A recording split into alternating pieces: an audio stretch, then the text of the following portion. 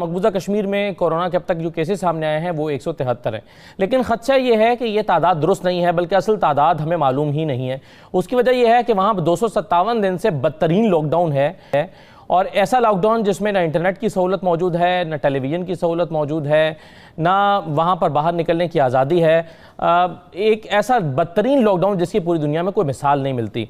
ऐसे में सही तादाद शायद मालूम नहीं है। माहिरीन यही कह रहे हैं कि खदशा ये है कि मालूम नहीं है कि कितने वहाँ पर कोरोना के मरीज सामने आ चुके हैं। इस वबाई हालात में एक तरफ तो चाहिए तो ये था कि भारत इस एक जो सिचुएशन है कोरोना की, इसमें लोगों को रिलीफ देती। वहाँ पर एक और बदतरीन कानून नाफिज किया गया है और वहाँ पर डोमिसाइल का नया कानून लाया गया है। अब डोमिसाइल का नया कानून आने से मकबूजा कश्मीर में आबादी का जो तनासुब है वो बुरी तरह से बिगड़ने का खदशा पैदा हुआ है, और इसके आने से ये बात भी साफ पता चली है कि 5 अगस्त को जो भारत की तरफ से इक़दाम उठाया गया था उसका दरअसल मतलब क्या था। अब इसमें पाकिस्तानी हुकूमत की तरफ से, वज़ीर ख़ारिजा की तरफ से ख़त तो लिखा गया सलामती काउंसिल को, लेकिन इसके असरात क्या मुरतब होने जा रहे हैं इस पर हम गुफ्तगू करेंगे। और फिर एक सवाल मैं ये भी उठाऊंगा कि पूरी दुनिया ने अब एक सॉफ्ट किस्म के लॉकडाउन को देखा है और उसमें वो जहनी मरीज़ बन के रह गए हैं, तो क्या उन्हें अंदाज़ा नहीं है कि जब कश्मीरी बदतरीन लॉकडाउन भुगत रहे हैं तो वहाँ पर वो किस किस्म की कैफियत से दो चार होंगे। तो इस पर दुनिया एक्शन क्यों नहीं लेना चाहती। मेरे साथ एयर मार्शल शाहिद लतीफ़ साहब मौजूद हैं, सीनियर हैं। शाहिद लतीफ़ साहब खुश आमदीद। डॉक्टर हुमा बुकाई साहब हमारे साथ मौजूद हैं, आप भी सीनियर तजज़ियाकार हैं। डॉक्टर साहब खुश आमदीद। नजमुद्दीन शेख साहब हमारे साथ मौजूद हैं, साबिक़ सेक्रेटरी ख़ारजा। नजमुद्दीन शेख साहब बहुत शुक्रिया, प्रोग्राम में खुश आमदीद। सबसे पहला सवाल मेरा वही है जो मैंने अभी अपने इंट्रो में कहा कि आबादी का तनासुब तब्दील करने की अब एक बाकायदा कोशिश हो गई। डोमिसाइल का नया कानून जो सामने आया, 15 साल से जो वहाँ पर मुकीम है वहाँ का रिहायशी तसव्वुर होगा, वो अपने कागजात जमा करवा सकता है। नजमुद्दीन शेख साहब, ये तो साफ अज़ाइम पता चल गए कि 5 अगस्त को भारत ने जो कदम उठाया था उसका मतलब क्या था और वो क्या चाहता है। अब आपके ख्याल में इसके क्या असरात मुरतब होने वाले हैं मकबूजा कश्मीर में? देखिए, ये तो वाज़ेह था जब 5 अगस्त को, जब मेरी नज़र में 1 अगस्त से जो उन्होंने कार्रवाई वहाँ शुरू की थी और जो कानून बनाया, उससे वाज़ेह था कि वो कश्मीरियों को नहीं चाहते लेकिन कश्मीर की ज़मीन को चाहते हैं, और वो कश्मीर की ज़मीन बांट के अपने लोगों में वो वहाँ पे सरमायाकारों के जो बीजेपी के सपोर्टर्स हैं उनको दे दी जाए, या जो जम्मू में रहते हैं उनको दी जाए, और जो कश्मीरियत का एक हैसियत थी उसको वो तबाह करना चाह रहे हैं। और मुझे लगता है कि मैंने पहले कहा था कि ये कहते हैं कि 2 महीने में ठीक होगा, उस वक्त मैंने कहा था कि 6 महीने में भी ठीक नहीं होगा, लेकिन अब तो लगता है कि ये और भी खींचेगा, क्योंकि एक तो कश्मीरियों ने मज़ामत की है, उस मज़ामत की जवाबदारी हिंदुस्तानी तो पाकिस्तान पे लगाना चाहते हैं कि साहब अभी भी इन्फिल्ट्रेशन हो रही है वगैरह वगैरह, लेकिन दुनिया को पता है कि इस वक्त कोई इन्फिल्ट्रेशन की बात नहीं है। ये यही है कि हिंदुस्तानी चाहते हैं इसी तरह जो भी उनके मसले हैं उनको इसी तरह पाकिस्तान को जवाबदार ठहराया जाए, और ये न माने कि कश्मीरी उनको कबूल करने को तैयार नहीं। जी अच्छा, डॉक्टर साहब आपसे भी मेरा यही सवाल है कि क्या असरात मुरतब होंगे इसके, जो डोमिसाइल का नया कानून आया है इस पर अगरचे पाकिस्तान बड़ा कंसर्न तो है लेकिन दुनिया उतनी कंसर्न नहीं है शायद, क्योंकि दुनिया को पहले ही पता था ये क्यों तब्दीली की जा रही है आइन में। अब आप क्या असरात इसके देखते हैं, कश्मीर में क्या होगा इस कानून के आने के बाद? देखिए, जो कश्मीर में असर है वो तो बिल्कुल वाज़ेह है, और वो उनकी जो एक ग्रैंड स्ट्रैटेजी है डेमोग्राफिक चेंज की कश्मीर में, उसका हिस्सा नजर आता है। एक स्टेप उन्होंने लिया है, ये स्टेप ज्यादा खतरनाक इस वक्त लिए हो जाता है कि ये स्टेप उन्होंने इस वक्त लिया है जिस वक्त पूरी इंडिया जो है वो लॉकडाउन में है, पूरी दुनिया जो है वो प्री ऑक्यूपाइड है कोविड-19 की वजह से। इंटरनेशनल इंस्टीट्यूशंस जो हैं या यूनाइटेड नेशंस जो इसके हवाले से अगर कुछ कर सकता है या करना चाहता है, या इंटरनेशनल पावर्स जो हैं, उनमें से किसी के पास भी इस वक्त नहीं है कि इस इशू के हवाले से कुछ भी करे। अटेंशन पहले भी कम थी, जो उनके मफादात थे वो पहले आ जाते थे, अब तो समझिए सूरत हाल और भी मखदूश है। लेकिन मैं आपसे ये भी गुजारिश करूं कि मेरा नहीं ख्याल कि ये किस्सा सिर्फ कश्मीर तक महदूद है, क्योंकि कोविड-19 ने तो भारत का वो घनावना चेहरा मेरे और आपके सामने पेश किया है जो हमारे वहमो गुमान में भी नहीं था, और वो ये है कि वो मुसलमानों को जो वो कश्मीर में कर रहे थे वो तो चलिए हमें समझ में आता है कि एक बैगेज है पार्टीशन का, उनके डिजाइन हैं इनके काबिज हो जाएं उस पर, उसको अपना हिस्सा बना लें, वहाँ की मईशत पे काबिज हो जाएं, वहाँ की डेमोग्राफी को तब्दील कर दें। लेकिन इस वक्त वो जो पूरे इंडिया में कर रहे हैं वो तो और भी खतरनाक है। वहां तो सूरत हाल ये है कि वार्ड्स उन्होंने अलग कर दिए हैं, मुसलमानों के और हिंदुओं के वार्ड्स अलग कर दिए हैं। फिर जाहिर है अगर मुसलमानों और हिंदुओं के वार्ड्स अलग किए हैं तो उसके पीछे मंशा क्या है? इसके पीछे मंशा ये है कि क्योंकि मेडिकल सप्लाईज कम है, हर एक कंस्ट्रेंट्स के साथ काम कर रहा है, तो मुसलमानों को अबेंडन कर दिया जाएगा, उनका इलाज नहीं किया जाएगा और हिंदुओं को उस पर या इंडियंस को उस पर, दीगर लोगों को उस पर फौकियत दी जाएगी। फिर दूसरी बहुत मुश्किल बात, इस वक्त जब डेली वेजर्स को हर हुकूमत, हर रियासत फैसिलिटेट कर रही, जो मुसलमान डेली वेजर है, जो रेडी लगाने वाला आदमी है, उसको पकड़ पकड़ के वापस भेजा जा रहा है कि तुम यहाँ कारोबार छोटा मोटा भी नहीं कर सकते। तो मेरा ख्याल है कि इंडिया के अंदर तो जेनोसाइडल एक टेंडेंसी है जिसको अरुंधति राय ने अभी वाजे भी किया।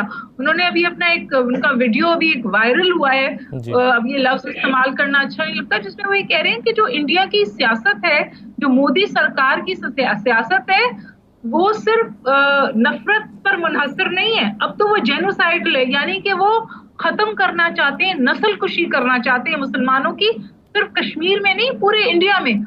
उनके रिस्पॉन्सिबल जो पार्टी होल्डर्स हैं, जो उनके पॉलिटिशियंस हैं, जो हार्वर्ड जैसी जगह पे पढ़ाते हैं, उन्होंने ये स्टेटमेंट दिया है कि मुसलमानों की कौम खतरनाक है, उनकी तादाद एक हद तक बढ़ने नहीं देनी चाहिए। और इसके बाद 2011 में हार्वर्ड ने उनको पढ़ाने से रोक दिया अपने इदारे में। और ऐसे लोग आज फेस हैं इंडियन गवर्नमेंट का, मोदी सरकार का और फैसला साजी का। मेरे ख्याल ये किस्सा कश्मीर तक महदूद नहीं है, ये तो पूरे इंडिया में फैल गया है। सही है, बिल्कुल सही है। नेशनल टेंशन है, स्ट्रेस है जो लोगों को वहां पर मिल रहा है। शाहिद लतीफ साहब, देखें कश्मीर के साथ जो तशद्दुद और जुल्म और बर्बरियत है वो तो पहले से भी कहीं ज्यादा हो गई। एक तो ये कि वहां से कोई खबर नहीं आ रही, कोई खबर वहां नहीं जा रही, ये ऊपर से कोरोना वाला मसला, दुनिया अपने अपने चक्रों में फंसी हुई है, तो हिंदुस्तान को और मजीद फ्री हैंड मिल गया। उनके साथ जो कुछ वो कर रहे थे उसमें मजीद जो है वो उन्होंने इसने तेजी पकड़ ली। बात यह है कि आप कश्मीरियों को आपने लॉकडाउन किया हुआ है, अब अल्लाह ने आपको लॉकडाउन किया है। वो जो वाहिद सुपर पावर है जो समझती थी, जो अभी चंद दिन पहले तक उसकी क्लिपिंग निकाल लें प्रेसिडेंट ट्रंप की, जिसमें वो कह रहा है कि मैं बहुत ताकतवर हूं, मुझे कोई हिला नहीं सकता। अब जरा जवाब दो, अब कहो कि तुम्हें कोई हिला नहीं सकता। इस वक्त लीडिंग हैं आप। कोरोना की जितनी भी डेथ्स और कोरोना का जो स्प्रेड है उसमें अमेरिका लीड कर रहा है। अब आओ सामने, ये अल्लाह का जो बात है कि हिंदुस्तान के साथ सुपर पावर जो है उसका बैकिंग है, जिसकी वजह से उसे इतना जो है वो इनकरेजमेंट हुई है कि चूंकि सुपर पावर उसके साथ है, वरना तो अक़वाम मुत्तहिदा या कोई और कुव्वत सुपर पावर की इजाज़त के बगैर हिल नहीं सकती। और मुनाफ़क़त का आलम यह है कि ये शख्स जो ट्रंप है ये बार बार कहता रहा कि मैं सालसी करा देता हूं, और हम कहते रहे जनाब कि हम तो वर्ल्ड पावर बन गए, और लगता है कि वर्ल्ड कप जीत ली हमने, क्योंकि उसने 2 लफ्ज सालसी के बोल दिए। हमें नहीं मालूम कि सारी मुनाफकत है कोई सालसी का, बिल्कुल सही और फिर सालसी भी कौन सी, हमें क्या पता कि सालसी में। कि जो अब ये आबादी के तनासुब का वहां पर खतरा पैदा हुआ है डोमिसाइल के नए कानून आने के बाद, अब इसके क्या नताइज निकलेंगे, वहां पर ऑन ग्राउंड क्या सिचुएशन पैदा होगी? और लॉकडाउन जैसे हम पहले भी कहा करते थे कभी खत्म भी होना है, लेकिन क्या आपके ख्याल में भारत कामयाबी से ये कर जाएगा जो वो चाहता था, जिसकी वजह से उसने आइन में अमेंडमेंट की थी, जिसकी वजह से जो कि वो चाहता था कि आबादी का तनासुब वहां पर तब्दील कर दे, ये होने जा रहा है क्या? देखें, ये बिल्कुल होने जा रहा है। क्या फलस्तीन में नहीं हुआ? हमारे सामने हुआ ना। पुराने फलस्तीन के नक्शे आप उठा के देख लें कि एक डॉट की तरह था इजराइल उसमें, और वो जो डॉट था वो फैलता गया और फलस्तीन सुकड़ता गया, और सुकड़ते हुए अब उसका साइज आप देख लें कि उसको बिल्कुल मगरबी किनारे के ऊपर आपने ला के ब्लॉक कर दिया, और सारी वहां पे आपने सेटलमेंट्स कर ली, अपनी आबादियां बना ली, और आबादियां बढ़ाते बढ़ाते फलस्तीन का जो साइज है वो देख लीजिए आप क्या कहां तक पहुंच गया। हिंदुस्तान के इरादे बिल्कुल वही हैं जो फलस्तीन ने किया। उनके नजदीक फलस्तीन एक मॉडल है, और उस पर चलाने वाला उसको अमेरिका है कि इसी रास्ते पे चलो, ये कामयाब मॉडल है, उनको भी कामयाबी हुई, तुम्हें भी कामयाबी होगी, क्योंकि हमारा साथ तुम्हारे बिल्कुल साथ है।